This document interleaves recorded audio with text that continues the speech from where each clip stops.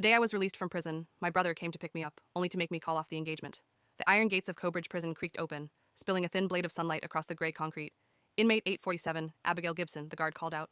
His tone was flat, routine. Your family's here to pick you up. Be good from now on. Don't come back.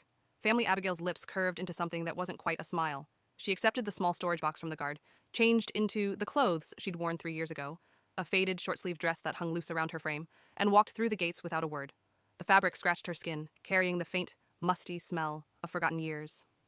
3 years ago, the so-called Gibson family had appeared at the orphanage with a paternity test and tears of joy. Our long-lost daughter, they'd said, as if the whole world were watching. But once she arrived in Cobridge, Abigail realized what family meant to the Gibsons. It meant they already had a daughter, Daniela Gibson, the perfect child they'd raised like royalty to fill the void she was supposed to have filled. It meant they couldn't bear to let Daniela go, so they kept her. And Abigail, well, she became a convenient story for the press. Our eldest girl, sent away to recover from childhood illness. When Daniela's car hit a man on the highway, killing him instantly, the entire family turned to Abigail with venom in their eyes. If you hadn't begged us to attend your graduation, they snapped, we wouldn't have missed Danny's performance. She wouldn't have been upset, and that accident wouldn't have happened. You owe her, Abigail. By the time she realized what they meant, she was already in prison, framed, silenced, erased. So when the guard said, your family's here, Abigail could only laugh quietly. Outside the gates, a tall man leaned against a cream-colored car, the morning sun bouncing off his polished shoes.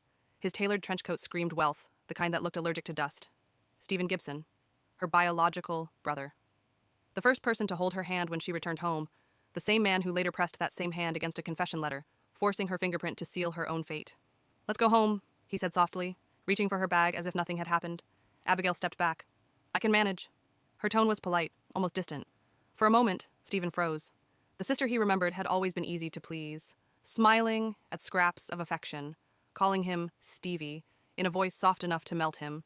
But the woman standing before him now was made of something cold and sharp. He forced a sigh. Danny's been fragile since the accident. Her emotions are all over the place. We've been taking turns staying with her so she doesn't hurt herself. That's why we couldn't visit you. He said it like it was an apology.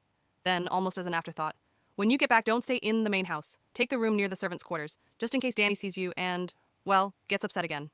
Abigail's laugh was dry and soundless. Daniela killed a man, and yet somehow she was still the one everyone tiptoed around.